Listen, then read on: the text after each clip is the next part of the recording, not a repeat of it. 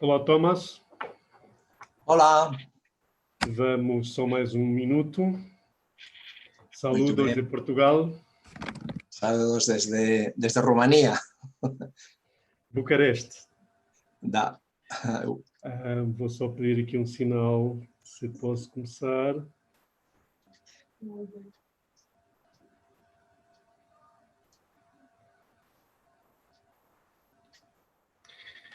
Bom, vamos dar início à terceira sessão. A terceira sessão é sobre investigação em informação em saúde. E eu passo a apresentar o Keynote, que é uma pessoa que nós temos um carinho muito especial em Portugal. Chama-se Tomás Baigué. Tomás Baigué é o diretor da revista Profissional de Informação. Vou só dizer aqui 2 ou 3 ideias-chave sobre o Tomás Baigué. Tem dedicado toda a sua vida à área da documentação. Está ligado a um conjunto de projetos, eu vou só enumerar meia dúzia deles. Está ligado ao Diretório de Expertos do Tratamento de Informação, chamado ESIT.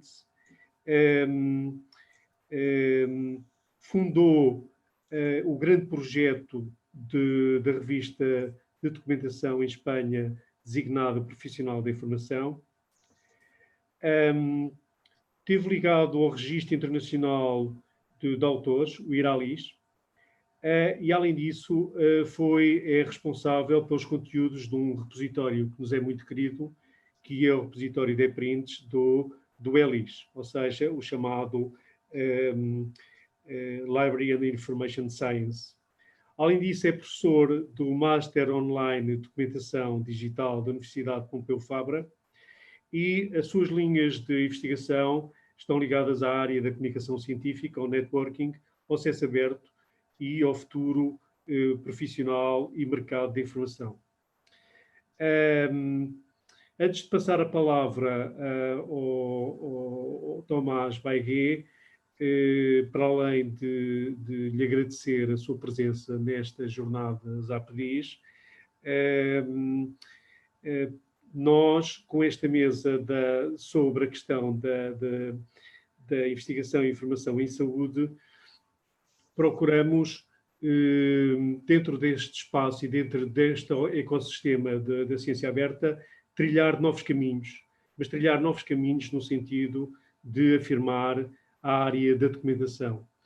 E daí, nesse sentido, eu passo a palavra. Tomás, boa sessão. São 20 minutos, depois mais 10 minutos para responderes algumas perguntas da audiência. Muito obrigado, Carlos. Muito obrigado aos organizadores e a vocês por me ouvir. A minha apresentação é pré-gravada. Eu lido com tópicos concretos, muito prácticos, mas que influenciam muito o sucesso da publicação científica. Agora, se podem passar a apresentação pré-gravada. Vou pedir então para colocarem a gravação.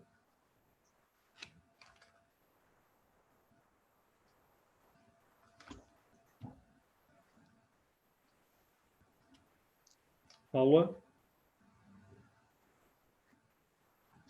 Obrigado. Mi nombre es Tomás Baget y soy el director de la revista Profesional de la Información, una revista que fundé hace 29 años, que está indexada en la Web of Science, en Scopus y en otras bases de datos, y que publica temas de información, documentación, bibliotecas y comunicación. Agradezco mucho a los organizadores de estas 14 jornadas APDIS que me han permitido hacer esta presentación aquí. El tema será de publicación de información de salud Básicamente hablaré de la publicación de artículos de revistas. Autores y editores tenemos un objetivo común: publicar buenos artículos que más tarde vayan a recibir muchas citas. Evidentemente, lo más importante de un artículo es el contenido, la investigación, pero hay otros aspectos que pueden optimizar la difusión del artículo y pueden hacer que al final vaya a ser más citado. Veamos algunas cosas que pueden ayudar. Entre los factores que aumentan el número de citaciones, básicamente, pues como hemos dicho antes, que es que la investigación sea innovadora. Para ello, los investigadores tienen que estar atentos a lo más reciente, a lo último, a lo que se presenta en congresos y estar siempre leyendo artículos de revista para identificar estas nuevas investigaciones, estos nuevos temas para investigar. El tipo de artículo también es importante. Si vemos en el primer caso, en este diagrama, que es un análisis, un estudio de un fenómeno en un momento determinado de tiempo, pues bueno, tiene un interés relativo. Pero en cambio se hace mucho más atractivo si este fenómeno se mide en dos momentos distintos, de manera que así se pueda ver una tendencia. O mucho más si se mide 3 veces o más.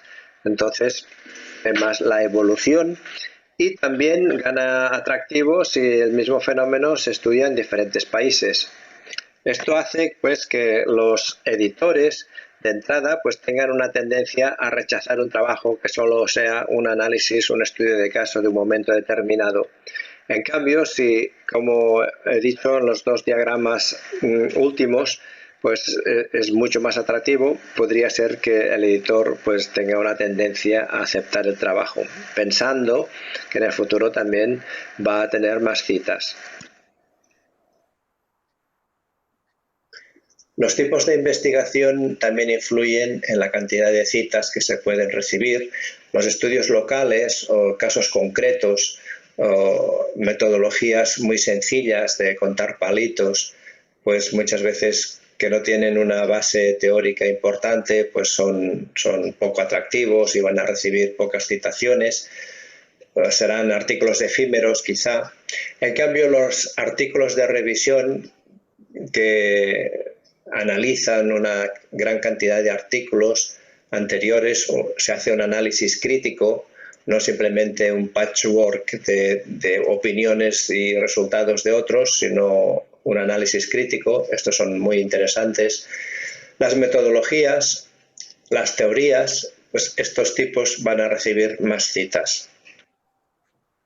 Siguiendo con los factores que aumentan el número de citas, está el nivel de impacto de la revista, medido por los indicadores Journal Impact Factor, Stimago Journal Rank, el índice H, etc. Evidentemente, cuanto más nivel tenga la revista, pues es más probable que los artículos publicados en ella reciban más citas.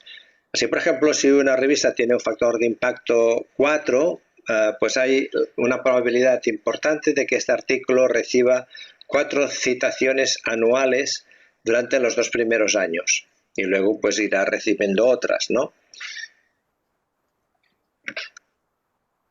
Se ha estudiado empíricamente que el número de autores influye en el número de citas recibidas. En esta estadística obtenida de la base de datos Scopus del periodo 2014-2018, vemos que a la izquierda, de color verde, la primera columna, nos indica que existe un 9% de artículos que han sido firmados por un solo autor. En la siguiente línea vemos casi un 12% de artículos han sido coautorados por 2 autores, luego un 16% por 3 autores, etc. Como consecuencia, a la derecha, en la columna amarilla, vemos que los artículos publicados por un solo autor, firmados por un solo autor, han recibido algo más de una cita de media, pero ya los que han firmado 2 autores han recibido casi 4 citas de media, y así va aumentando, como vemos, el número de citas recibidas a medida que va aumentando el número de coautores de los artículos. También se ha visto empíricamente que influye el número de instituciones diferentes de los autores. En esta diapositiva vemos las columnas en rojo son trabajos que han firmado autores que pertenecen a una única institución. Se observa que van en disminución a lo largo de los años. En las columnas de color naranja vemos los trabajos a lo largo de los diferentes años que han sido firmados por autores que pertenecen a dos instituciones nacionales, dos o más instituciones nacionales. En color verde oscuro observamos los artículos firmados por autores de instituciones de diferentes países. Y en verde claro los trabajos de autores de instituciones nacionales e internacionales, de colaboraciones de instituciones de diferentes países. Como resultado, en la parte inferior de esta diapositiva, observamos que las citas recibidas por los artículos escritos sin colaboración institucional reciben un número de citas bastante bajo. Es una proporción, ¿no? Pero respecto a la media es solamente un 60% de citas. En cambio, si ya miramos los artículos publicados con colaboración nacional, ya reciben de término medio más citas, de colaboración internacional más y de colaboración nacional e internacional aún más. El hecho de que la colaboración nacional e internacional reciba más citas, pues se debe a que como mínimo tiene que haber 3 instituciones en estos casos. Y como hemos visto antes, si hay 3 instituciones o ya como mínimo 3 autores de estas instituciones, pues esto indica, ya hemos visto antes, que en estos casos con más autores van a recibir más citas. Es importante, por lo tanto, la colaboración institucional, ya sea nacional o, mucho mejor, internacional. Hay otros aspectos que se ha demostrado empíricamente que también influyen en el número de citas, que tiene cierta lógica. Por ejemplo, los títulos, aunque siempre se había dicho en los manuales que fueran cortos, pues no debe ser así. Más bien los títulos deben ser largos, pues cuantas más palabras tengan, más probable es que alguien que haga búsquedas los encuentre. Eso sí, sobre todo que no haya palabras vacías, como por ejemplo análisis, estudio, etcétera, pues ya son normalmente prescindibles. Hay algunas palabras que son más atractivas, como futuro, prospectiva, impacto, porque dan una idea pues de la evolución de un fenómeno. También se ha visto que los puntos de exclamación como los interrogantes, los admirativos, es mejor no utilizarlos, y tampoco los guiones, ni cortos ni largos. Otro aspecto que es de suma importancia es el resumen o abstract. En general se le da poca importancia, los autores piensan que casi que es un trámite, los editores a veces también. He visto revistas que piden que el resumen como máximo tenga 150 palabras, esto es un error. Los resúmenes tienen que ser largos, 250, 300 palabras, escritos de una forma cuidadosa, no a prisa y corriendo, como suelen hacer muchos autores, que tenga todos los conceptos clave. Y sobre todo, importantísimo, que el resumen tenga los resultados y las conclusiones del artículo. Pues algunos lectores van a leer este resumen y a lo mejor con estos resultados que están en el resumen pues ya no van a bajarse el artículo y lo citarán directamente. Por tanto, es muy importante. Tan importante como el resumen son las palabras clave, que aún están más descuidadas en general. También he visto muchas revistas que dicen de entre 3 y 5 palabras clave. Esto es muy poco. Tiene que haber entre 10 y 15 palabras clave. las palabras clave son puntos de acceso al documento. Cuantas más haya, más probabilidad hay de que cuando alguien hace una búsqueda encuentre el artículo. Se ha dicho muchas veces que en las palabras clave no hay que repetir palabras del título. En cambio, es un error. Esto es un error. Hay que repetir estas palabras del título, porque así estas palabras van a dar más peso a este concepto del artículo. También se ha dicho que no usar sinónimos. Al contrario, tenemos que usar todos los sinónimos posibles de las palabras importantes del artículo, porque no sabemos qué terminología va a utilizar el lector que haga búsquedas. Hay que poner abreviaciones, muchas veces pues también desagregadas.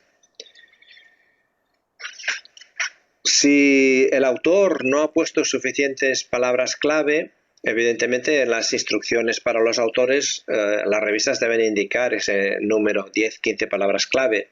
Si el autor no las ha puesto, pues el editor debería ponerlas también para bien de difusión del artículo. Un ejemplo que pongo aquí al final de la diapositiva, sacado de una revista, es: deben escogerse 3-5 palabras clave que se encuentren en este thesaurus concreto.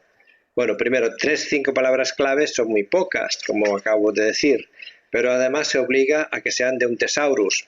Hoy en día poca gente utiliza las palabras de los thesaurus, quizá en medicina más, ¿no? Pero en general se usa el lenguaje libre y hay que poner todos los sinónimos posibles para que, además de que se pongan también estos descriptores obtenidos de los thesaurus, pues también el lenguaje libre, porque no sabemos qué terminología va a utilizar el usuario que haga búsquedas. Siguiendo con los factores que aumentan el número de citas, el número de referencias bibliográficas incluidas en la bibliografía al final, en las referencias, pues también es importante. Se ha visto empíricamente que cuantas más referencias, más citas se reciben, y esto tiene una cierta lógica porque muchas personas buscan su nombre por internet y encuentran el artículo que les cita, entonces claro, tienen interés en leerlo y quizá en el futuro también citarlo. La extensión del artículo también, cuanto más extenso es, más probable es de que se cite. También es importante que las revistas no limiten la extensión de los artículos, especialmente si son revistas que solo se publican online. Se pueden publicar artículos de 10.000 o 12.000 palabras sin problema. Por esto mismo que quizá cuanto más extenso es un artículo, pues más profundo es el tema y más impacto va a tener y es posible que tenga más citas también. Claro, si está en acceso abierto, también está demostrado que los artículos en acceso abierto reciben más citas. Depende de la disciplina, pero sí que siempre hay un porcentaje mayor de citas. Y luego también la difusión del artículo en webs, en repositorios, por las redes sociales, pues cuanta más copias haya de los artículos, más probable es de que alguien los encuentre y los lea y los cite. Y a todo eso llegó Google, en concreto en nuestro caso Google Scholar, que como se sabe es un buscador distinto del Google Search, del Google general. Google Scholar o Google Académico solamente indexa trabajos de científicos. Google Scholar ha invadido el mundo de la información científica. Indexa documentos en bases de datos abiertas, en repositorios, etc. Y también, sobre todo, muy importante, las referencias citadas en los trabajos. Y aquí es donde voy a hacer énfasis en la importancia de las referencias citadas. Por ello, Google ha creado una base de datos que actualmente parece ser que tiene unos 400 millones de documentos, es la base de datos científica más grande, hace una gran competencia a Web of Science y a Scopus. Pues refiriéndonos a la importancia de las referencias citadas en los artículos, ellas cumplen ahora una nueva función. Antes las referencias, al final la bibliografía, servía para localizar trabajos por si se quería ampliar la información sobre el tema tratado en el artículo, pero hoy en día las referencias citadas son muy importantes para atribuir la autoría a los autores y también a las revistas. Los índices de calidad dependen de las referencias citadas al final y de que sean claras. Y si no lo son, entonces la atribución de la autoría a revistas y autores pues no funciona y se producen errores, se producen omisiones. Debemos facilitar el trabajo a Google Scholar para que los indexe bien. Google Scholar tiene un robot que funciona de una forma totalmente automática y claro, podría ser que si la referencia bibliográfica no es clara, pues Google Scholar la tome de una forma incorrecta. Igualmente, aunque estas referencias bibliográficas son leídas por personas en las bases de datos Web of Science o Scopus, que tienen las referencias citadas, pues también hay que intentar que ellos no se equivoquen al leerlas y al tenerlas en cuenta para el cálculo de los factores de impacto. En esta diapositiva vemos el perfil personal de un investigador. Es muy importante que todos los investigadores tengan su perfil personal en Google Scholar Citations, porque hoy en día se hacen rankings nacionales e internacionales de investigadores y hay que tener todos los investigadores, hay que recomendarles que tengan su perfil personal en Google Scholar Citations. Claro, estos perfiles están bien siempre y cuando las bibliografías al final de los artículos estén claras y Google las identifique correctamente. Los estilos de citación, en general, todos se han quedado anticuados. No tienen en cuenta la existencia actual de las bases de datos ni de Google Scholar.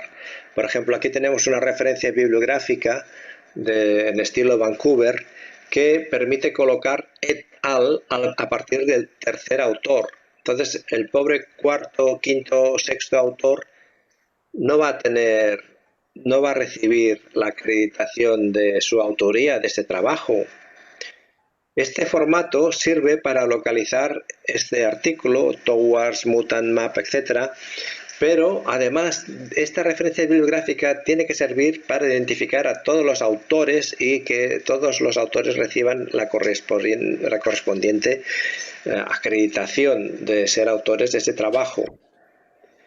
No importa, a una revista no importa publicar 7, 8, 10 o 15 autores. No pasa nada. No hay que poner et al nunca en las referencias bibliográficas.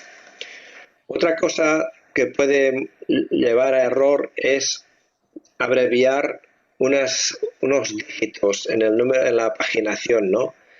En vez de escribir 417-419, pues una tontería abreviar, no poner el 41 el 41. Puede producir un error. Aquí vemos otro caso flagrante, ¿no? Un artículo escrito por más de un autor y en cambio pues pone solamente el primer autor et al. Además, aquí también nos damos cuenta de otro detalle, que los DOIs tienen que ser clicables y muchos editores o personas que hacen la diagramación, la maquetación de la revista, no tienen en cuenta que tienen que ser clicables. Aquí un caso bastante frecuente, por desgracia, de un DOI que no funcionará porque queda cortado, como veis aquí por el final de la línea.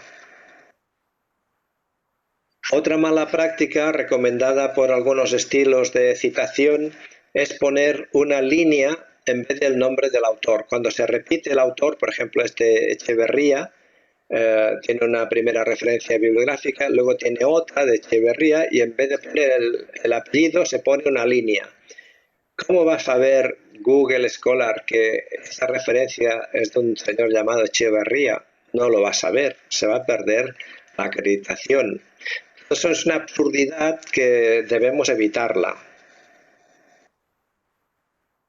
Los estilos de citación internacionales también fallan en recomendar que se firme con todos los apellidos. En el caso de los autores portugueses y españoles, pues es importante no limitarse a un único apellido, que a veces puede ser muy frecuente y resulta luego bastante difícil localizar al autor.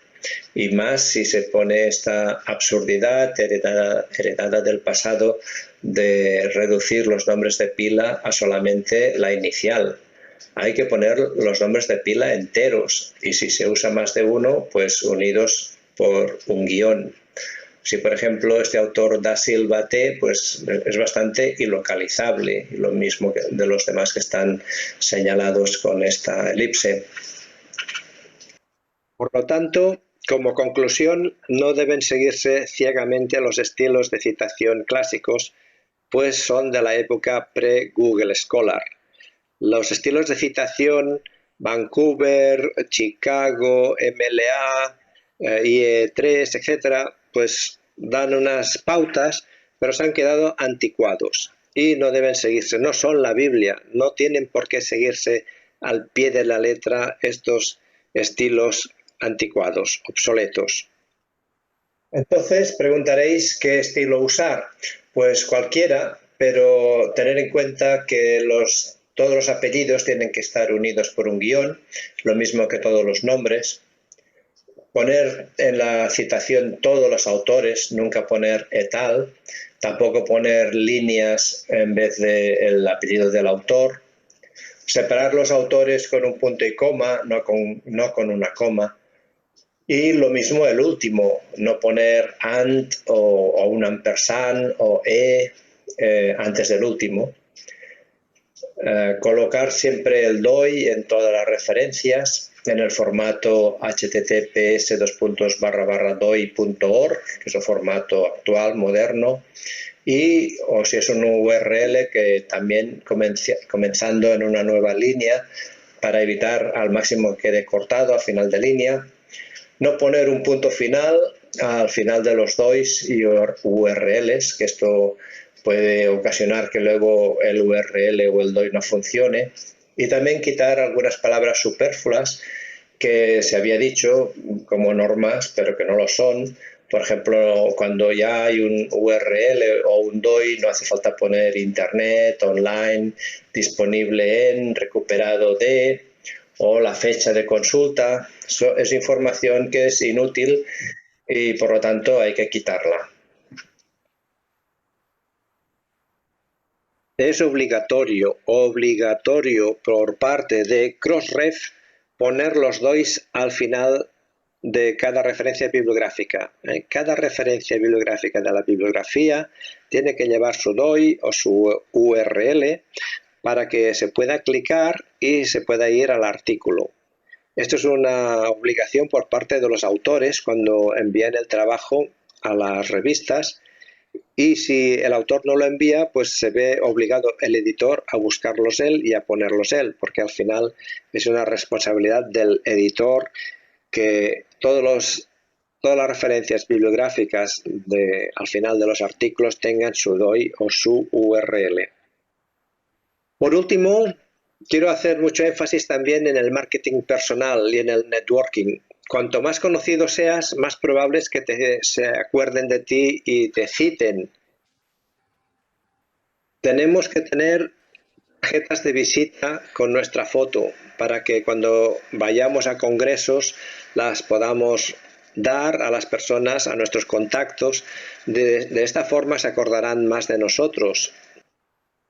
Hay que ser muy activos en los congresos, hay que ir preparado, conversar si puede ser localizando a las personas más importantes para que en el futuro se puedan tener contactos y escribir artículos como coautores, intervenir, hacer preguntas al orador. Bueno, llegamos al final de esta presentación y como resumen vamos a revisar artículos ambiciosos, no limitarse a un estudio de caso local intentar hacer coautorías, sobre todo con autores extranjeros, el resumen que tenga 250 palabras como mínimo y un número de palabras clave importante, 10, 12, 15, actualizar los estilos bibliográficos que hemos visto que inducen a muchos errores y a omisiones de autorías de autores, aprovechar mucho los congresos para hacer contactos y hacer mucho marketing, subir los PDFs a los repositorios y a las redes sociales académicas, participar en listas de correo y redes sociales, enviar los PDFs a los autores.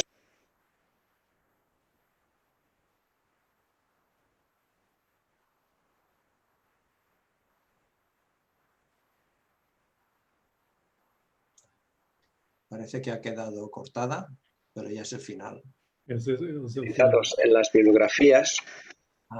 Y este es el fin. Estaré encantado de responder, si puedo, a todas las preguntas que queráis hacerme. Muito obrigado, Thomas. Eu penso que havia muitas perguntas, havia muitas perguntas a fazer.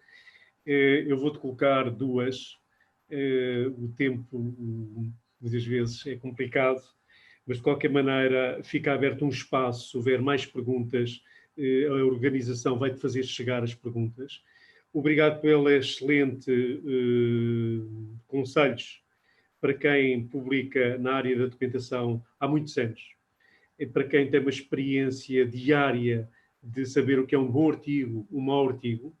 Eu sei que me estás a compreender. Se houver alguma questão que não me compreendes, eu de qualquer maneira vou falar em espanhol nas duas questões que eu te queria colocar.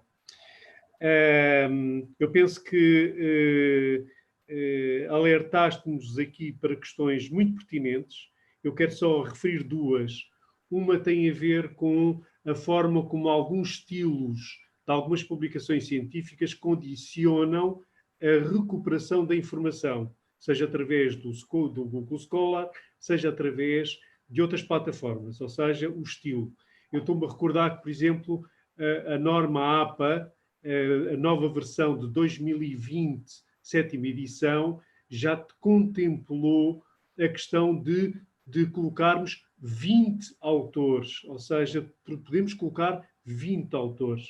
E a importância que tem, hoje em dia, em qualquer referência, como tu disseste bem, a exigência do DOI no final, sem ponto final, claro.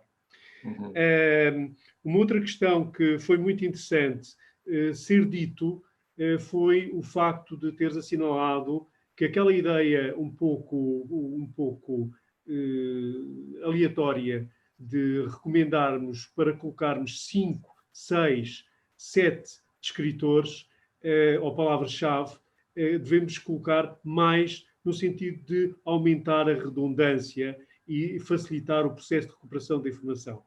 Mas eu agora vou-te fazer uma pergunta, que é uma pergunta que tem a ver com a ciência aberta e tem a ver com... Eu sei que não falaste sobre isto, mas a tua experiência é muito importante de ouvir sobre esta ideia, que é uma ideia que está a trilhar o seu caminho, que tem a ver com a revisão aberta, a revisão de pares aberta. Eu gostaria de te ouvir sobre esta questão da revisão de pares aberta.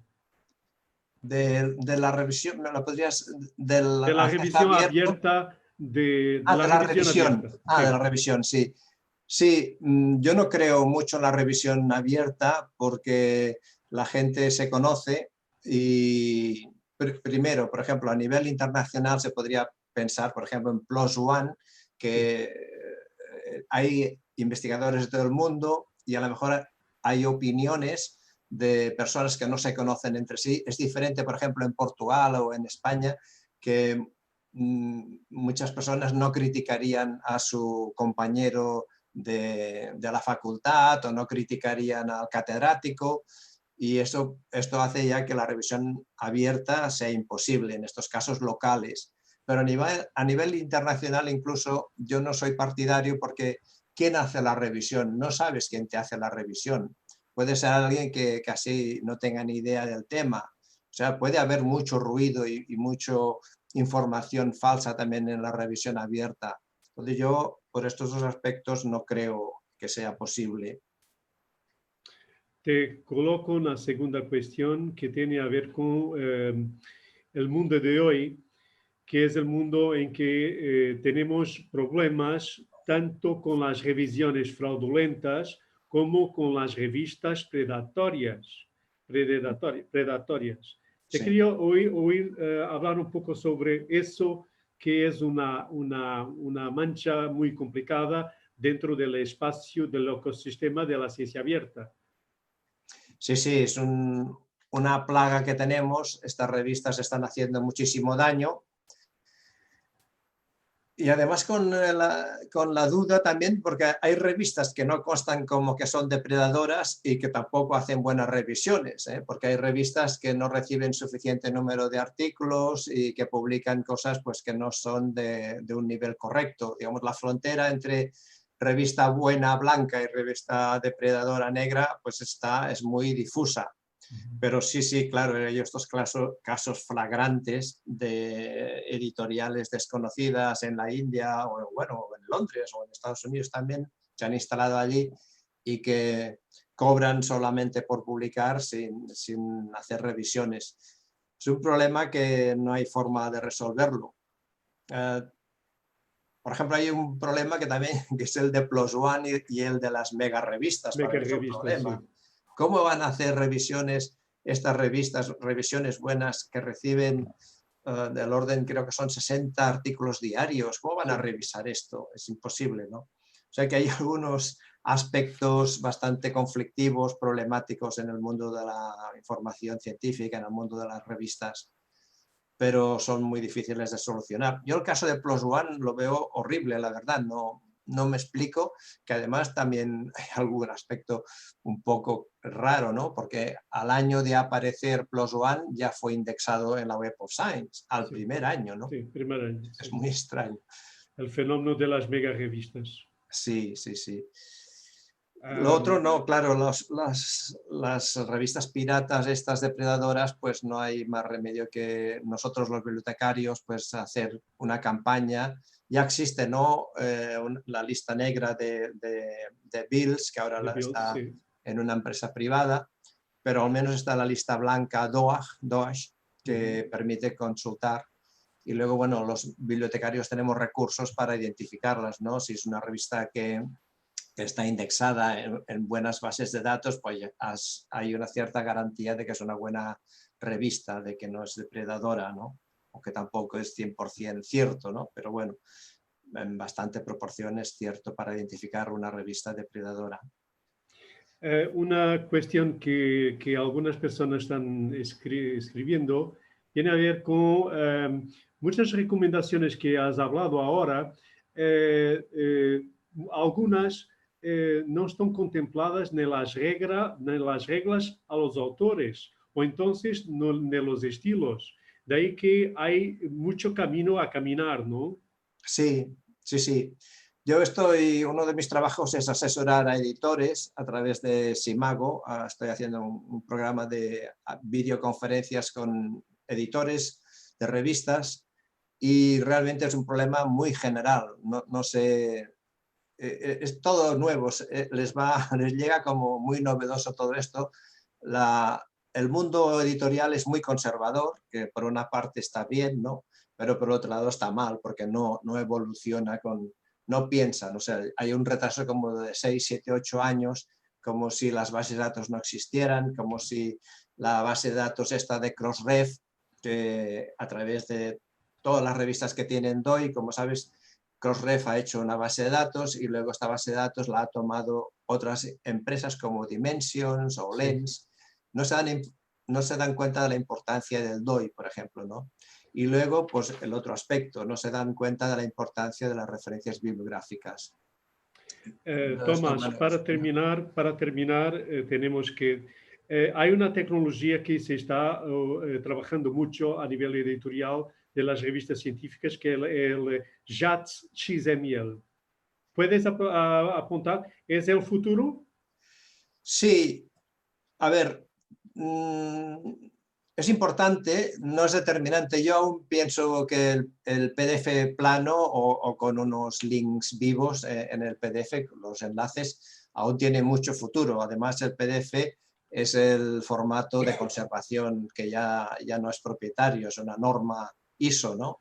Entonces, lo otro es interesante porque permite el XML Judge permite transformar rápidamente un artículo a otros formatos, como EPUB y demás, ¿no? Esta es la ventaja. Yo creo que sí, que todas las revistas deberán tender a esto, a tener esto, pero como una cosa adicional. Digamos, ahora mismo no le veo una urgencia, pero yo creo que sí. Y sistemas como Cielo o Redalyc que están obligando a las revistas que estén implementadas en este formato, lo cual está muy bien, es muy meritorio y hay que ir ahí, sí, estoy seguro que sí. Aunque te digo, de momento el PDF sigue siendo la base. Tomás, muchas gracias. Encantado. Un abrazo de Portugal. Muchas Y gracias. perdona, no tenemos más tiempo. Y un abrazo para ti. Y en nombre da organização da APDIS, muito obrigado. Muchas gracias. Okay? Bueno, podéis escribirme lo que queráis, que yo encantado de contestarlo. Ok, obrigado, muito obrigado. Bom, temos que continuar, e eu vou passar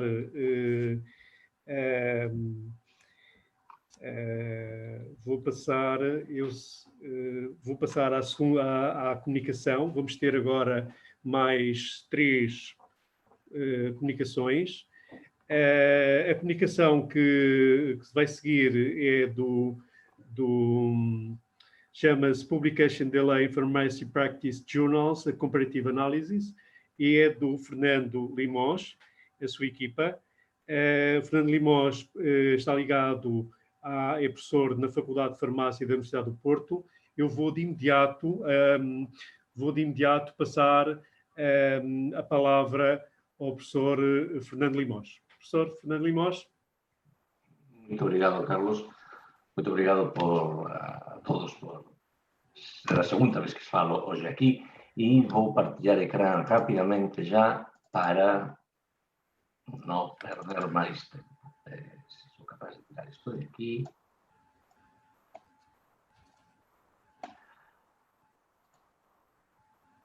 Ok. Aí estamos. Ok, então... 10 minutos. Agora sim. Bom, vou apresentar unha comunicación que é feita por 4 autores anteriormente, Fernando Tonín, Roberto Contarolo e eu, e que envolve as 2 instituições de investigación que traballamos habitualmente juntas, a Universidade Federal do Paraná no Brasil e a Universidade do Porto, na que eu estou sediado. Non quero pasar. Ok. O resumo outline que vou facer é o típico en RAD, só que eu acostumo dar máis importancia a métodos e resultados, por exemplo, neste caso o tamaño si importa. Bom, un antecedente. Hoxe foi falado varias veces, unha das reclamações típicas, unha das justificativas que temos para a ciencia aberta, que non partillo, é a lentidão do proceso editorial, según referido, por exemplo, neste comentario da Nature, que coa súa típica sensacionalismo, diz que leva unha eternidade publicar un artigo independentemente da revista na que se publica. Eu quero que entendan que estes son os 4 datas típicas nun artigo. Estas son as 2 datas que importan ao autor. Todo o resto non se importa ao autor disso. Son a data en que submete e a data en que aceite o artigo. O problema que há que neste proceso, entre estas 2 datas, está todo o proceso editorial que asegura a cualidade ou tenta asegurar a cualidade da produción científica. Então, sentado isto, o objetivo que nos planejábamos deste traballo era avaliar a duración do proceso de publicación nas revistas de farmacia práctica comparada con outras disciplinas científicas. Ok, a idea era moito simples, entón, buscar metadados da revista de farmacia práctica e comparar a diferenza entre datas con outro pool, outro conjunto de revistas das áreas biomédicas. Nós estamos focados só nas áreas biomédicas. Só que isto que parece tan simples non é tan simples, porque o primeiro que temos que saber é que son as revistas de farmacia práctica e quais son outras áreas. Entón, podíamos facer, como facen algúns autores, pegar a categoría, subject category do Web of Science da nosa área, que sería Pharmacology and Pharmacy. Bom, nós demostramos no ano 2017 que esta categoría é completamente heterogénea, que non é unha categoría que represente unha única grupo de revistas, representa tres: Clinical Pharmacology, Basic Pharmacology e Pharmacy, ou farmacia. As dúas primeiras, sí, con algunha sobreposición, a segunda completamente isolada das anteriores e, ainda por cima, con apenas 5 revistas nesta base. Podíamos utilizar tamén a Scopus, que este ten unha categoría un pouco máis apropiada para nós, que sería, dentro das profesionais da saúde, a categoría Pharmacy. Só que Elsevier faz unha coisa na Scopus, acostuma colocar revistas propiedade de Elsevier, aínda que non sexan da área. E a primeira, por exemplo, desta lista, que aparece, como demostrábamos tamén há uns anos, é unha revista que non ten nada a ver con farmacia, é unha revista de química analítica. E depois, o segundo problema é que había dúas ou máis revistas, mas había, entre as primeiras, dúas que son revistas paradigmáticas dentro do noso sector que non están nesta categoría. Por tanto, tamén non podíamos utilizar Scopus como fonte única. Entón, o que fixemos foi o traballo que presentamos há 2 anos na TEDx, que era un mapeamento, identificar quais son realmente as revistas de farmacia. Fizemos isto con unha técnica estadística un pouco complexa, un hierarchic cluster analysis, con un correspondence analysis, e chegamos a que dentro de todas as revistas que ten a raíz Pharm, por tanto, Pharmacology, Pharmacy, Pharmaceutics, todas as revistas que teñen iso no título, había un grupo delas, se dividen en 6 clusters, e este grupo de aquí azul son realmente as revistas de farmacia práctica. Ven cá que, se escollésemos os Science Dictionary Expanded, apenas estaríamos contando con un 13% delas. Scopus ya nos daba un 91, ainda así deixaba 6 revistas fora. Do outro lado, tiñamos que identificar quais eran as revistas de outras áreas biomédicas, mas tiñamos que facer isto de un xeito non arbitrario. Entón, fixemos unha selección aleatoria de revistas no PubMed, de artigos, disculpen, no PubMed, tentando non parecer o boneco de aí e ter un pouco máis de sorte na selección aleatoria. Como fixemos iso? Simples.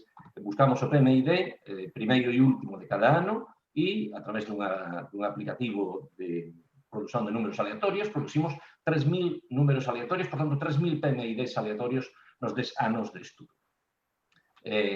Unha vez que teníamos todo iso feito, o resto era simples, ya. Era ir aos metadados que estaban no PubMed, buscar cual era a data de submisión, que está aquí, cual era a data de aceitación, que está aquí, cual era a data de publicación online e cual era a entrada do PubMed. Por tanto, un tema moito simples. Para con isto determinar 5 tempos. O tempo de aceptación, o tempo de imprensa, o tempo de indexación e o tempo total do proceso editorial. Simples. Ok, os resultados. 10 anos de estudo, na parte das revistas de farmacia práctica, 33 revistas de farmacia práctica indexadas no PubMed, e obtivemos neses 10 anos, publicaron 26.256 artigos. Da selección aleatoria que producíamos de revistas, de artigos, eran 3.000 por ano, es que de cerca debían de ser uns 30.000 artigos, como todos saben, os PMIDs son eliminados cando hai duplicidades, cando hai unha serie de coisas, ficaban no fin 25.272 artigos, só que, cando de verdade verificábamos o tempo de publicación, ficábamos con 23.878 artigos no grupo de comparación. Quero chamar a atención que 5.622 diferentes revistas contiñen estes artigos, publicadas en 27 diferentes idiomas e originarias de 76 diferentes países. Eu acho que este grupo sí pode considerarse un grupo realmente abrangente e representativo da publicación internacional. Ok, primeira sorpresa que levábamos. Os metadados estaban moito pouco reportados. Vexan que no grupo de comparación, no grupo de aleatorio do PubMed, menos do 50%, 50, 60 de artigos fornecían as datas de submisión, de aceitación e de publicación, menos do 60%. Cando íamos ao grupo de farmacia práctica, os números eran piores aínda, un terço das revistas apenas fornecían estes datos, unha diferenza máis ou menos do dobro en un odds ratio a favor das revistas do grupo de comparación. Agora, cando veíamos as datas, obviamente as datas só das revistas, ya non é das 20 e tantas mil, é das 8.000 que fornecían os dados para calcular, cando veíamos o tempo o atraso de aceitación, o tempo que leva para aceitación, eran 105 días nas revistas de farmacia práctica, 97 días no grupo de comparación, 13 contra 23 o tempo de imprensa e un tempo total, e este é o valor que eu quero facer máis, salientar máis, 138 días nas revistas de farmacia práctica, 131 días nas revistas do grupo de comparación. Cando analizábamos as evolucións temporais, vemos que quero chamar a atención que este Violin plot ten o eixo Y en escala logarítmica, porque, aínda que parece que esta cauda é maior, na verdade esta cauda é moito maior e por eso temos que representarlo en escala logarítmica, que é iso de dizer que, aínda que parece pequena a evolución da mediana, era un RO de 0,3, por tanto, há unha evolución para pior. O tempo de aceitación va piorando pouco, 0,3 dependente, mas va piorando un pouco. E non había diferenza prácticamente en un ano entre as revistas de comparación e as revistas de farmacia. Pelo contrario, si veíamos que as revistas de farmacia sorprendentemente publican máis rápido unha vez aceite o artigo que as revistas, pouco máis, mas algo máis rápido que as revistas do grupo de comparación.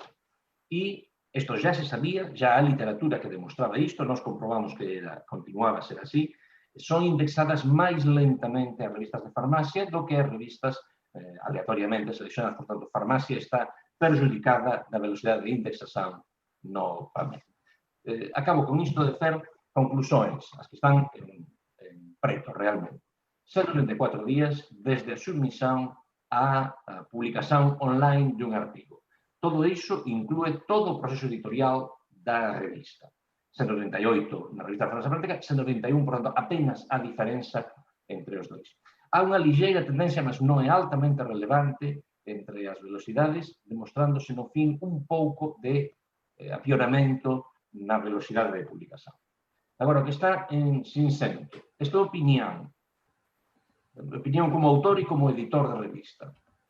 Hoxe se falou, alguén falou, non me lembro quen foi, que a publicación é para aumentar o coñecemento do ser humano. E eu concordo 100% con esa afirmación. Se nós consideramos que a publicación de verdade facémola só para aumentar o coñecemento humano e non para aumentar o noso currículo ou non para aumentar a nosa capacidade de promoción na nosa carreira, porque estas son perversões. A publicación non nasceu para iso. A publicación nasceu para publicar, para reportar coñecemento humano. Se de verdade consideramos iso, eu acho que 134 días de atraso do coñecemento humano é un período de tempo realmente curto. Se con eso tentamos garantir, asegurar a cualidade e a certeza, non é certeza, como dizer, a seriedade do que estamos publicando. Estamos atrasando apenas 134. Muito obrigado. Muito obrigado. Obrigado. Vamos passar à segunda comunicação. Vou chamar a Samara, penso eu que é Samara.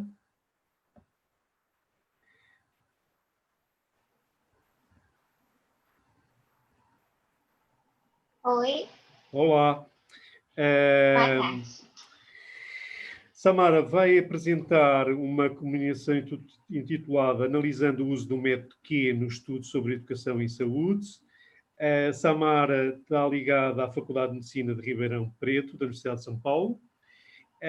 Este é um trabalho que tem como coautoria Cristiano Galvão, Nayara Baldoni, Marina Ian Fernandes, Oceano Donadelli, Márcia dos Santos, João Rocha, Ana Palmer Santos, Janice Ferreira e Aldaíse Forster.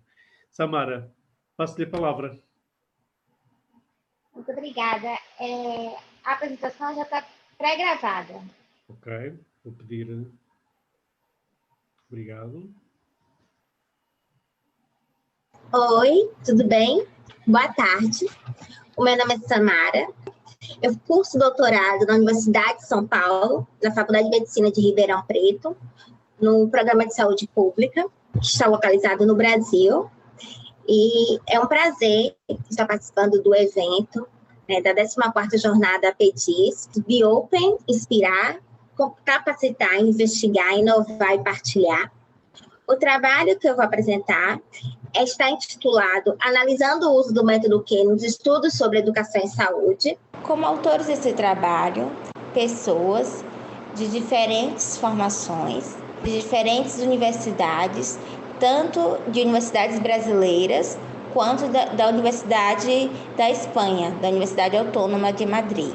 O método Q, ele foi introduzido, né, foi criado na década de 1930, do físico e psicólogo inglês William Stephenson, que ele publicou na Nature, um estudo falando sobre esse método, que é um método da matriz invertida de R, né, que é na busca da matriz Q, que é uma espécie de correlação entre pessoas, entre buscar compreender elementos constituintes da subjetividade das pessoas.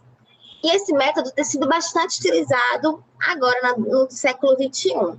Pesquisadores aqui no Brasil, da área de educação, como a professora Bernadette Gatti, na década de 70 começou a utilizar esse método.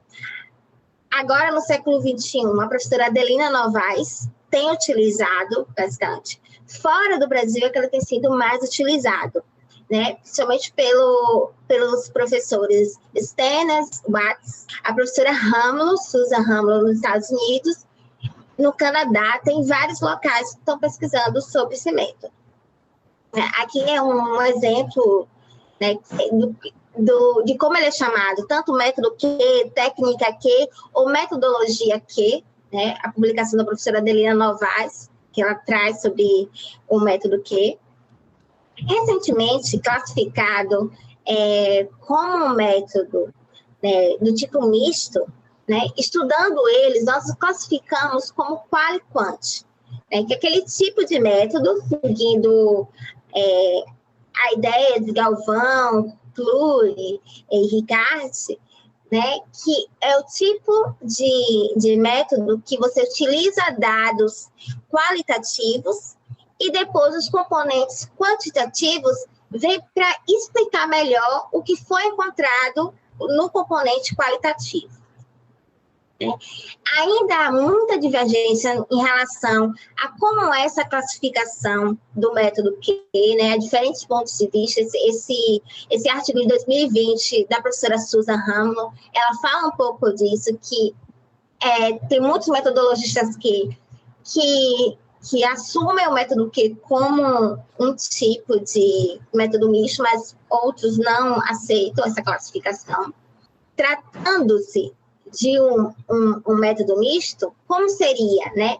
Ele é composto por 5 fases, né? Que na primeira fase qualitativa, você tem a definição de um tema e de possíveis afirmações que caracterizam esse tema, né? Que são declarações.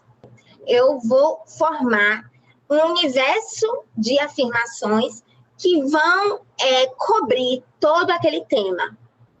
Né? E dentro desse universo, desse número imenso que é a formação do concurso de afirmações, eu vou retirar declarações, que seria o Q7, que é a amostra realmente no estudo que são as afirmações que vão realmente me responder à pergunta do meu estudo. Depois eu vou fazer a seleção do P7, que é o P7. P7 é a população participante do estudo, né? O Q7 são as declarações do estudo e o P7 é a população do estudo. A parte quantitativa é a graduação dos participantes das afirmações em uma grade. No caso, o participante vai graduar. Se você quer saber uma pergunta se é sobre o que a pessoa mais concorda ou mais discorda sobre determinado tema, ele vai graduar, distribuir as perguntas nessa régua, por exemplo, aqui de 11 pontos, né? Que você tem do mais 5 ao menos 5. Então, qual foi o objetivo desse estudo? Esse estudo teve como objetivo conhecer como é o método Q, suas potencialidades, né? Como método misto de pesquisa. Caracterizar o método Q para conhecer, porque aqui no Brasil são poucas pesquisas que existem com o método Q, né?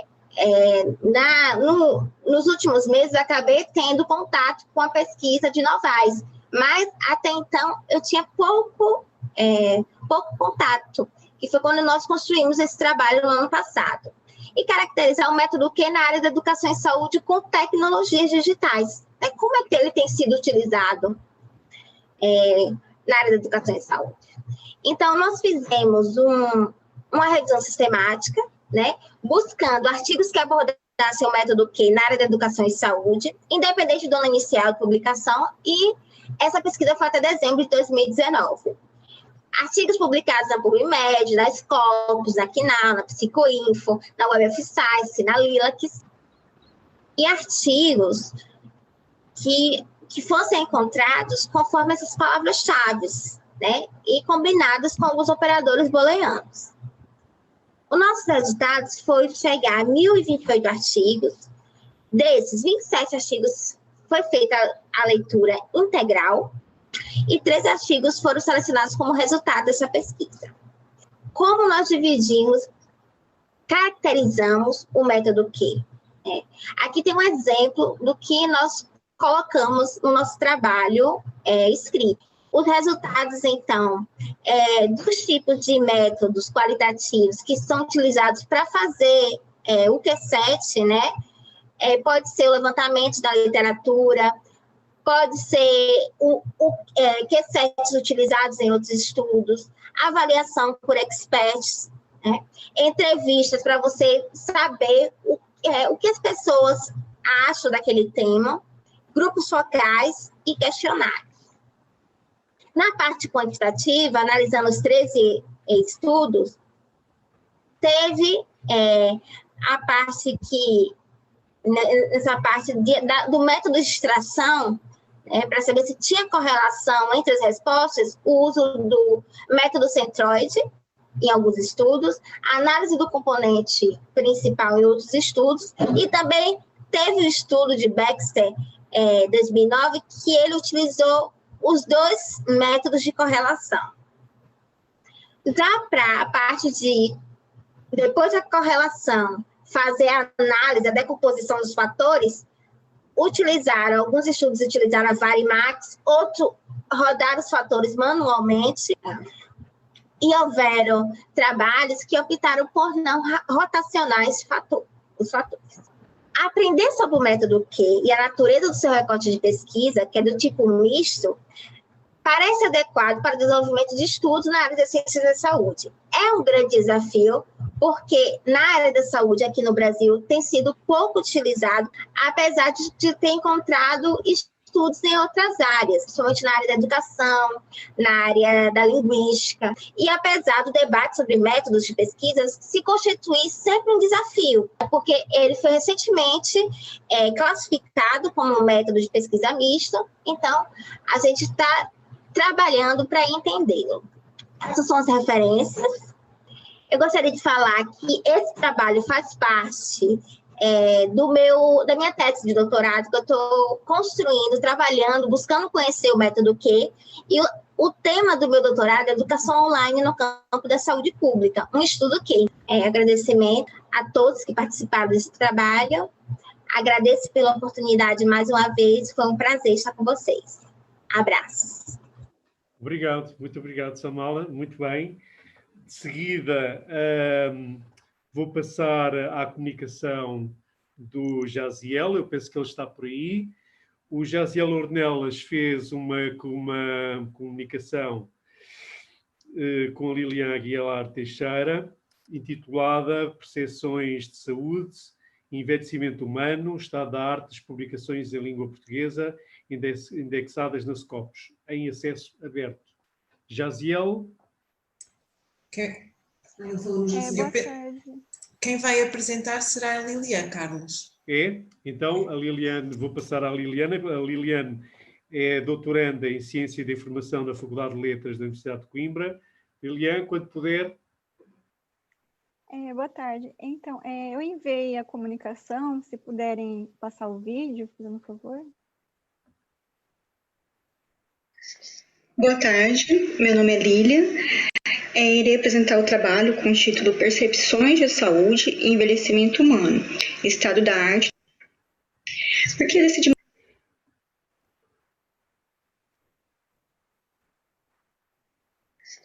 Boa tarde, meu nome é Lília.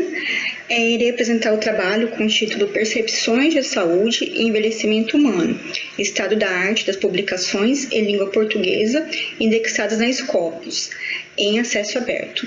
Realizei essa pesquisa com o Jaziel, meu colega, somos doutorandos da Universidade de Coimbra.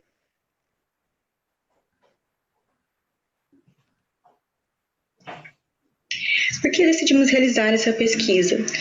Identificamos, de acordo com os dados, que, em primeiro lugar, da ONU, que em 2017, no mundo, haviam 962 milhões de pessoas. A previsão de 2050 é 2,1 bilhões, é 1/5 da população mundial. Identificamos que Portugal e Brasil são os países que estão ocorrendo o crescimento dessa população de 60 anos ou mais. Em Portugal, em 2012, 19,9% da população. Em 2018, 21,8%. No Brasil, em 2012, 25,5 milhões. E 2017, 30,2 milhões. A ONU, a Organização das Nações Unidas, confirma que estamos envelhecendo em virtude do aumento da expectativa de vida, as pessoas estão se cuidando mais, qualidade de vida, exercícios físicos, medicamentos, tudo para prolongar o envelhecimento. Também ocorreu diminuição dos níveis de fertilidade, as pessoas estão tendo menos filhos, então é uma tendência que está ocorrendo em todo mundo, o aumento dessa população. É um fenômeno mundial, apesar de ser positivo, tem causado diversas mudanças e desafios. Os desafios para o governo em relação à saúde e manutenção da previdência. Quanto mais a população vai envelhecendo, maiores as despesas que também ocorrem. Então, o aumento dessa longevidade depende muito da saúde. Devido a isso, quase todas as pesquisas são relacionadas aos idosos, perpassam de algum modo relacionada nessa área. Mas o pesquisador, investigador da área da saúde não é somente aquele que estuda as doenças e tratamentos, mas também envolve uma série de contextos interdisciplinares, tipo educadores físicos, terapeutas ocupacionais, pessoas que contribuem indiretamente para a melhoria da saúde, com as estratégias do cuidado. O objetivo geral desse trabalho foi verificar os assuntos estudados pelos pesquisadores das áreas da saúde, buscando identificar as principais abordagens pesquisadas sobre a temática idoso, através das publicações veiculadas em língua portuguesa que se encontram indexadas na base de dados Scopus, disponibilizadas em acesso aberto, que seria o acesso sem restrições que qualquer população consegue verificar os documentos. Bom, os objetivos específicos: analisar as diversas áreas de estudo e profissionais que pesquisam acerca desse assunto, descrever o cenário do qual se inserem os principais produtores dessas pesquisas, analisar as tendências de pesquisa e principais temáticas relacionadas a objetos de estudo e determinar e quantificar a predominância e áreas que necessitam ainda de mais pesquisas. Os métodos utilizados foram análise biométrica e centrométrica, na base Scopus, utilizando termos em português e em inglês relacionados a idoso, idosa e envelhecimento. Primeiramente, não utilizamos filtros, aí apareceu o total de 1.500.000 e poucos documentos, sendo destes 338.624 em acesso aberto. Depois, realizamos um recorte temporal, colocando um ano de 1968 a 2019. Filtramos por idioma apenas português, por nossa língua mãe e o país Portugal e Brasil, que falam a mesma língua, resultando em 3.821 documentos. Refinamos para as áreas da saúde e, após esse refinamento, obtivemos um total de 3.069 documentos, com acesso aberto. Os resultados apontaram que em 1968 começou a utilizar essa temática com as palavras que nós pesquisamos. Em 2005 teve um destaque com 10 publicações, então desde 68 até 2005 não haviam muitos estudos. Depois começou a ocorrer um ápice, tanto que em 2018, 345 documentos para este ano. A autora que mais produziu 43 documentos é Maria Fernanda Furtado de Lima e Costa, ela é do Ministério da Saúde do Brasil e trabalha com a epidemiologia do envelhecimento. 91,5% dos documentos que analisamos são artigos científicos. E o periódico que apresentou a maior concentração de publicações, 353 documentos, foi a revista Ciência e Saúde Coletiva, que é uma revista do Rio de Janeiro, criada em 96 e editada pela Abracos. Bom, essas foram as 9 áreas diferentes que nós utilizamos para filtrar. Medicina está em primeiro lugar, 2.432 documentos, depois a enfermagem, neurociência, psicologia. Então, são essas áreas que estão relacionadas com a saúde e que são interdisciplinares, né? Como foi utilizado Brasil e Portugal, apesar disso, temos os coautores que participam dos artigos, então identificamos 45 países diferentes. O Brasil se destacou mais, com mais pesquisa, né, com 2.651 documentos, 86,3%, depois Portugal, né, que foram os dois países que pesquisamos, em terceiro lugar, os Estados Unidos. Essas são algumas das palavras-chave com maior incidência nos artigos que fazem parte da pesquisa, que foram os mais abordados. E essas são as palavras-chave com menos incidência, que seriam necessidade de ter mais pesquisas relacionadas com essas palavras. Essas são algumas das referências e agradecemos por participar desse evento. Obrigada. Muito obrigado, Liliane. Vou passar, obrigado. De seguida, vamos à última comunicação de hoje. E a última comunicação é intitulada Revisões sistemáticas e meta-análise, a capacitação requerida aos profissionais de saúde. Vou chamar a Maria da Luz. Vai ser a Maria da Luz Antunes que vai fazer a apresentação. Esta é uma apresentação de coautoria com Carlos Lopes. Maria da Luz é da Escola Superior de Tecnologia da Saúde de Lisboa, do Instituto Politécnico de Lisboa. Está ligada, é doutoranda na Universidade de Coimbra, no doutorado em Ciência da Informação, e está ligada a um centro de investigação designado APSAI do ISPA, Instituto Universitário. Maria da Luz, quando puder.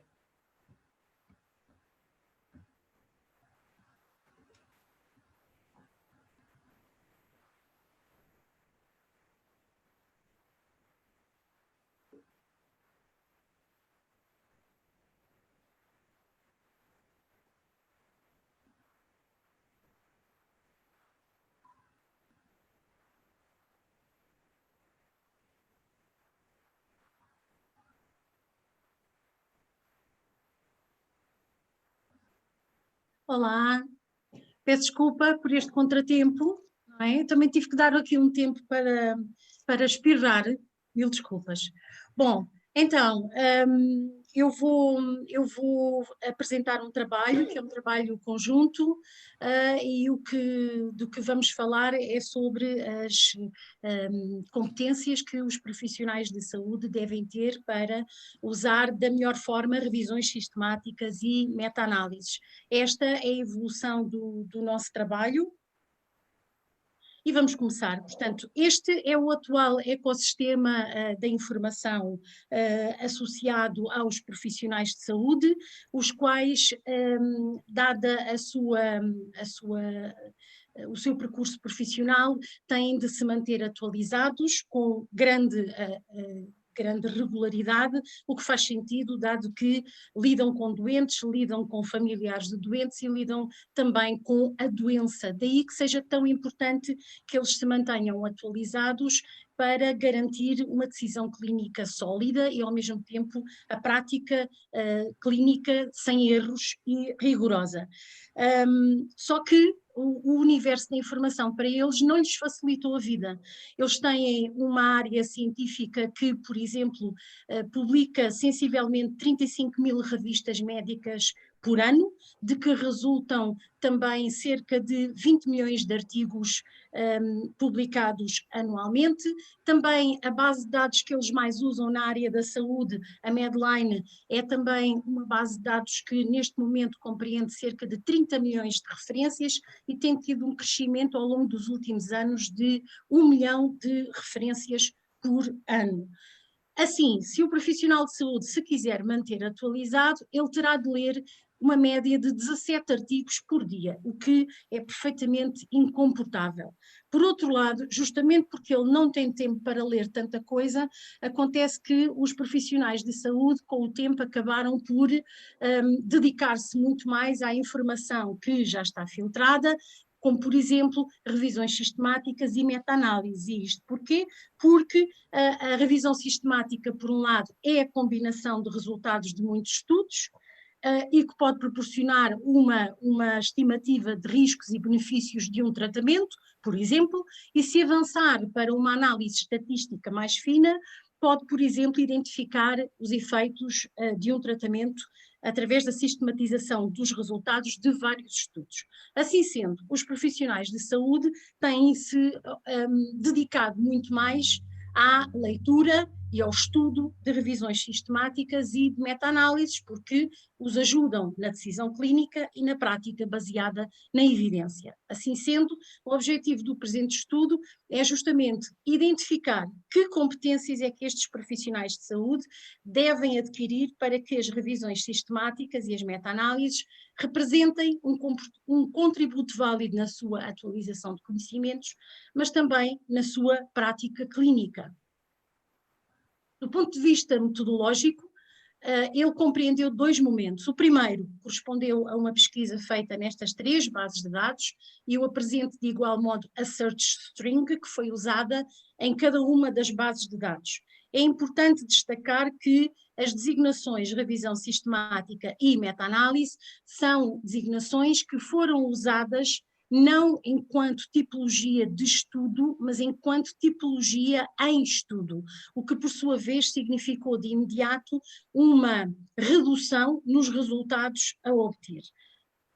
O segundo momento dos métodos usados compreendeu a técnica do cross-referencing, ou seja, depois de apurados os resultados a incluir neste estudo, eram analisadas as referências bibliográficas de cada um dos estudos, procurando estudos que se cruzassem em cada um deles e ao mesmo tempo que refletissem o impacto das revisões sistemáticas e das meta-análises na prática profissional, com o objetivo de capacitar profissionais de saúde.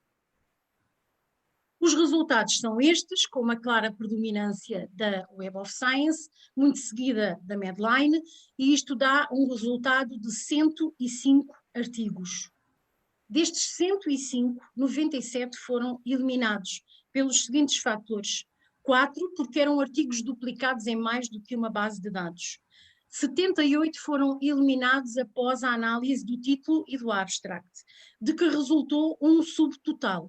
Desse subtotal foram ainda eliminados 1, porque não foi possível chegar ao texto integral, 3, porque o idioma original não era dominado por nenhum dos autores desta comunicação, e ainda 11, porque após a leitura do texto integral havia critérios de elegibilidade que não eram integralmente satisfeitos. Daí que resultou meramente 8 artigos. E esses 8 artigos aqui estão. São 8 artigos de que se proporciona título, o DOI e os autores. Estes 8 artigos foram analisados ao nível do seu conteúdo de uma forma muito detalhada, sendo possível a partir deles descortinar quais eram então as competências que os profissionais de saúde deverão adquirir para conseguirem ler, compreender e usar revisões sistemáticas e meta-análises.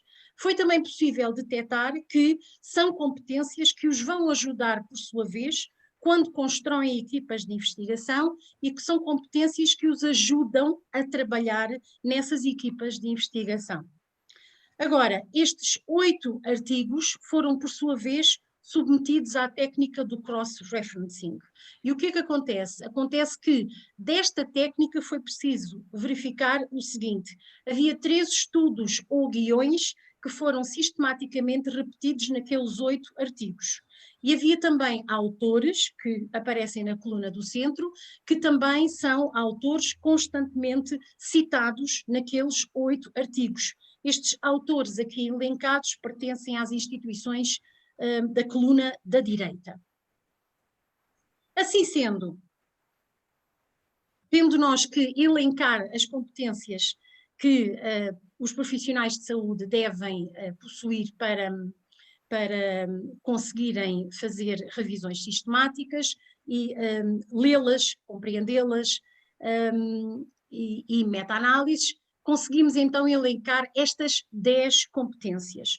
O interessante foi que quando começámos a analisar cada uma delas, começámos a encontrar muita proximidade com outras competências que os profissionais da informação também detêm e começámos a identificá-las. O saber pesquisar, recuperar e avaliar informação a partir de bases de dados, o saber tratar e processar a informação, o saber usar um gestor de referências, o evidenciar conhecimentos da escrita académica e científica, evidenciar uma capacidade de síntese, de análise e de síntese da informação, o saber trabalhar em equipa e também o evidenciar pensamento crítico. Assim sendo, temos outra vez os profissionais de saúde e temos os profissionais de saúde enquanto consumidores da informação, mas ao mesmo tempo enquanto produtores de informação, neste caso das revisões sistemáticas e das meta-análises.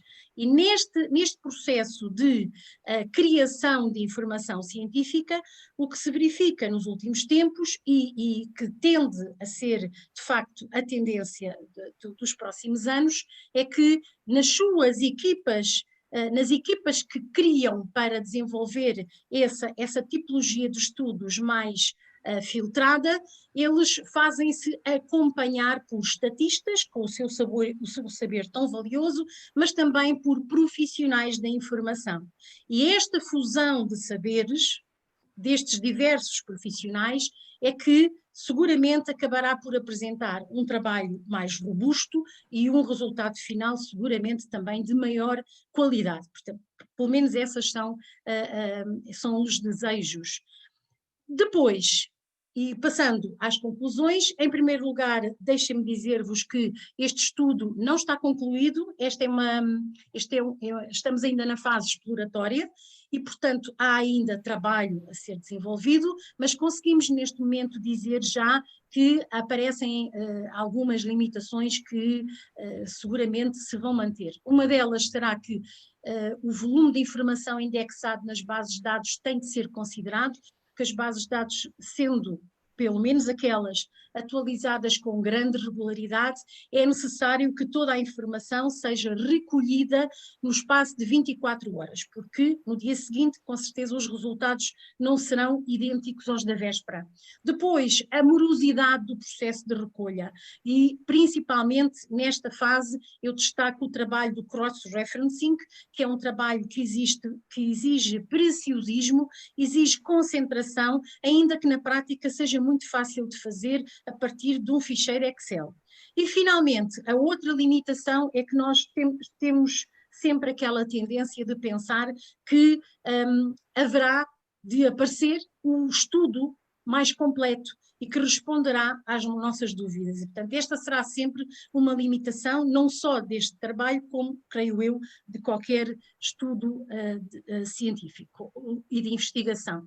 Estas são, para já, algumas das conclusões, porque nós conseguimos identificar as competências que os profissionais de saúde devem ter, não só para ler, para analisar e para usar revisões sistemáticas e meta-análises, mas também para, por sua vez, integrarem equipas que produzam esse tipo de informação. Ao mesmo tempo, outra conclusão a que chegamos é que os profissionais da informação neste processo têm um contributo muito válido a dar, porque as equipas são multidisciplinares e principalmente porque o processo científico em si tende a ser cada vez mais transparente e colaborativo. E, portanto, estas foram algumas das referências do nosso trabalho, que seguimos a norma de Vancouver contra tudo aquilo que foi aqui falado hoje. E pronto, muito obrigada pela vossa atenção. Obrigado, Maria da Luz. Estamos a terminar, temos pouco tempo. Eu não tenho aqui nenhuma pergunta, mas eu vou dar 1 minuto a cada um. Vou dar 1 minuto ao professor Fernando, mas ele fazer uma pergunta, 1 minuto para responder a uma pergunta que tem a ver com, perante este estudo que nos apresentou, nós podemos tirar algumas ilações dentro do espaço da ciência aberta relativamente à questão da revisão aberta, a revisão de pares aberta? Pergunto. Sim. Obrigado pela pergunta. A diferença do Tomás, eu sou fã da revisão aberta. Eu sempre digo que quando eu faço de revisor, e faço de revisor as 20, 30 veces por ano, eu coloco o meu nome. Eu coloco o meu nome aínda que a revista non sexa de revisión aberta. É un convenio que teño con algúns editores que ten fechada. Eu nos comentarios coloco o meu nome de ser revisión feita por Fernando Fernández Bos. Por que faço iso? Porque a miña filosofía é, se eu de verdade quero contribuir, e hoxe se falou que o revisor é un grande colaborador do produto final de artigos, se eu quero contribuir, quero que as persoas saiban quen sou. Non é por ser premiado, é porque eu non gosto. Eu imagino unha coisa, Carlos, os dois somos profesores, os dois arguimos teses, eu imagino un arguizando unha tese anónima. Non imagino. Quero dizer, non quero pensar un júri oculto detrás de unha porta a arguir unha tese sin que o candidato. Cando alguén quer facer un comentario serio, honesto, con risco de errar, como temos sempre todos, eu asino por baixo os meus comentarios, non teño ningún reparo. En relación a isto, só quería dizer unha coisa máis, porque tentando non pasar os 10 minutos, o grande problema de encurtar os tempos é precisamente a baixa cualidade das revisões. Há moita literatura que demostra iso. Nos encontramos dentro desta unha subanálise disto algunhas revistas con períodos moito curtos de tempo, até días, entre a data de recesión e a data de aceptación. É imposible facer un proceso aí. Aí, obviamente, un síntoma de fake reviews, de que iso non é unha revisión. Por tanto, cuidado con encurtar os tempos e, sí, revisión transparente, aberta, máis unha coisa que ten que ser aberta na ciencia. Muito obrigado. Eu agora colocava uma questão à Samara. Samara, um método que é muito utilizado em algumas áreas das ciências sociais humanas, nomeadamente a psicologia, uma metodologia que se utiliza de forma dentro de uma complementariedade, no fundo é uma metodologia mista que complementa os métodos qualitativos e quantitativos. Eu gostava de saber futuro, ou seja, perante o projeto que tem em mãos,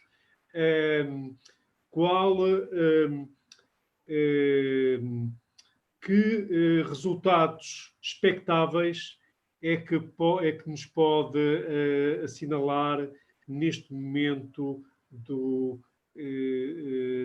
naquilo que nos falou no seu trabalho? No caso, o trabalho que eu trouxe foi o resultado, só foi o desenhar da revisão sistemática, porque como a gente está tentando publicar a revisão em um periódico, a gente mandou para o evento, assim, só a parte, uma tabela dos estudos que nós levantamos. Então, tem muitos estudos na área da saúde, principalmente na enfermagem, que estão utilizando, eu chamo de método o quê? Porque tem variações de nomes, né? Desde a sua criação na década de 50 até hoje. Mas aqui no Brasil, principalmente, eu estou buscando primeiro compreender o método, porque aqui não é utilizado. Às vezes, até o pessoal da psicologia aqui, poucos conhecem mesmo. Só algumas escolas, algumas faculdades aqui que trabalham com método, mas é muito pouco. Então, primeiro, eu fiz esse conhecimento, esse mapeamento para entender o método e saber se é utilizado ou não no país. e estou tentando encontrar, no meu objeto de pesquisa, eu uso na educação em saúde pública, e com tecnologias. Eu vou utilizar o método no meu trabalho.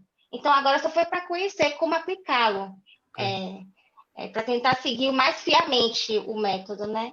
Ele está sendo utilizado. Até eu mandei mensagem que, desculpa, que aí na Europa ele é bastante utilizado, e também o pessoal na Ásia, está tendo muita publicação da Coreia. O pessoal da Coreia está publicando muito, principalmente estudos em educação e saúde. Pelo menos eu só busquei nessa parte da educação e saúde. Eles são muito na profissões, né, em cima das profissões de saúde. Samara, obrigado. Penso que tem aí uma dimensão de inovação que nos pode trazer resultados muito interessantes, ok? Eu passava, estamos a terminar. Muito obrigada. Obrigado, Samara. Liliane, só uma pergunta. Até que ponto é que o seu trabalho seria enriquecido se utilizasse igualmente a base de dados da Medline e a Web of Science? Ou seja, até que ponto é que poderia extrair uma informação muito mais consolidada? Pergunto. Esse primeiro trabalho nós fizemos nessa base para ter uma ideia assim, do que tem publicado, né, e as áreas, né, que nós havíamos já identificado que tinha essa parte interdisciplinar, mas a sugestão é válida para futuras pesquisas aprimorar as mais básicas. Ok. Agradeço. Obrigado, e vamos terminar. Eu vou fazer uma pergunta à Maria da Luz. Maria da Luz, a pergunta da chamada convergência de saberes, mas há uma palavra-chave quando se utiliza estas metodologias, tanto a análise, tanto a revisão sistemática, como a meta-análise, que é trabalhar em equipa. Ou seja, uma das questões que os estudos assinalam é de que, quando se utilizam estas metodologias, devemos estar inseridos dentro de uma equipa, seja um centro de investigação, seja um grupo de investigação. Pergunto. Não necessariamente. Não necessariamente. Eu tenho a visão dos dois cenários, não é? E curiosamente, até ao momento, a visão do centro de investigação já produziu alguns trabalhos, mas não ainda em cooperação dessa forma. Curiosamente, fora do centro de investigação é que se têm produzido esses trabalhos, e esses trabalhos têm saído, e esse esforço multidisciplinar com outras equipas tem surgido porque, curiosamente, muito à portuguesa, porque ouviram falar de mim ou conhecem-me e por isso convidam-me para integrar. Isto é uma forma de atuar muito à portuguesa, porque se ouviu falar da Maria da Luz, porque ela fez umas coisas, então vamos chamá-la para integrar. Mas isso não quer dizer que chamam a Maria da Luz para integrar um centro de investigação. Não, chamam-na para integrar aquele projeto que é suposto desenvolver um estudo para vir a publicar, enfim. Tem sido assim. No centro de investigação, isso acabará por acontecer, ainda que eu acho que o processo em si possa ser um pouco mais moroso, porque um centro de investigação, como qualquer organismo, tem formas de atuação e de governo, e, portanto, e de gestão financeira, e, portanto, tudo isso tem de ser desenvolvido com uma outra orgânica, parece-me a mim. Ok, muito obrigado. Muito obrigado a todos, muito obrigado à vossa participação. Quero-vos convidar que amanhã damos continuação aos trabalhos. Quero agradecer ao Tomás Baigué mais uma vez. Não sei se ele ainda está por aí. Foi excelente. O tempo é sempre escasso. Há sempre muitas questões para colocar. Eu vou guardar muitas das questões que estão aqui, vou endereçá-las aos respectivos autores e, em nome da organização, vou passar a palavra à organização. Convido-vos para continuamos os trabalhos amanhã, e uma boa tarde para todos. E no Brasil, boa tarde para uns, uma boa noite para outros, e até amanhã. Foi um prazer esta sessão, este primeiro dia da APDIS. Obrigado pela vossa participação.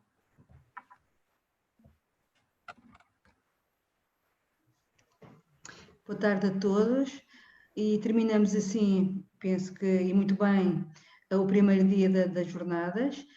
Esperamos tê-los todos connosco de manhã, amanhã de manhã pelas 9 horas, para mais um dia que eu espero que, no mínimo, seja igual ao de hoje. Obrigado pela vossa participação e até amanhã a todos.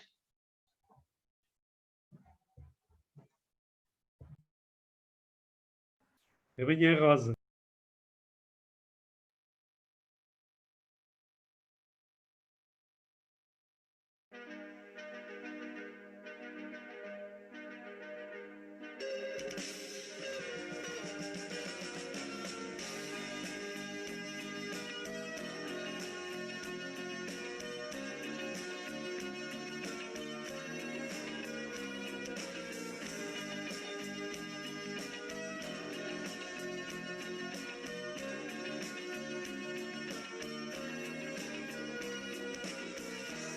Estás livre, eu estou livre. É uma noite para passar. Porque não vamos unidos? Porque não vamos ficar na aventura dos sentidos?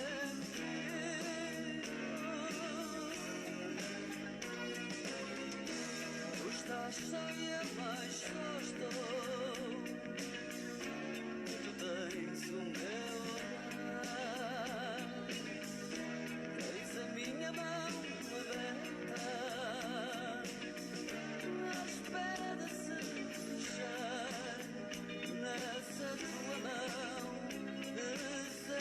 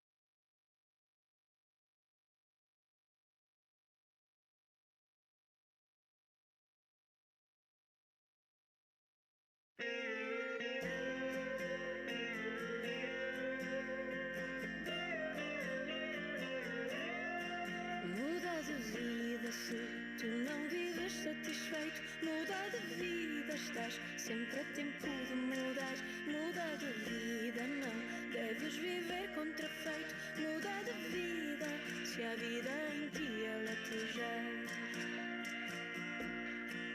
Ver-te sorrir, eu nunca te vi, e a cantar, eu nunca te ouvi. Será de ti, ou pensas que tens que ser assim?